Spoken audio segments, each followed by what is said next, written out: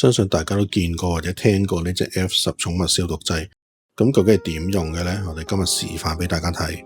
嗱，F10 有好多款產品嘅，有啲係專門俾毛孩用啦，有啲係俾人攞嚟洗手啦。而呢隻 F10 SC 咧就係一隻用途十分廣泛嘅濃縮消毒劑。個樽本身已經有個量杯喺度嘅，咁你輕輕力撳下佢咧就可以擠你需要嗰個份量出嚟。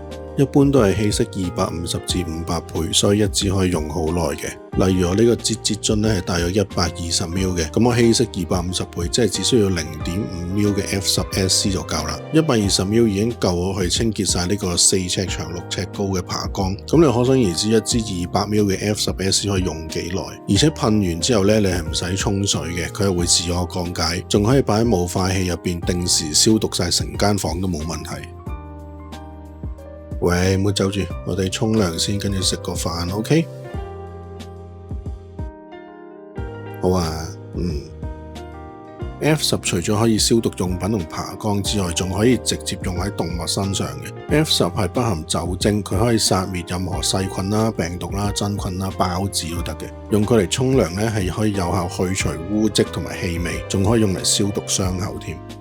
小朋友到你沖涼啦，記得鬆弛式嘅皮膚咧係唔可以太濕嘅，如果唔係好容易有皮膚病。所以同佢沖完涼咧，記得抹乾全身。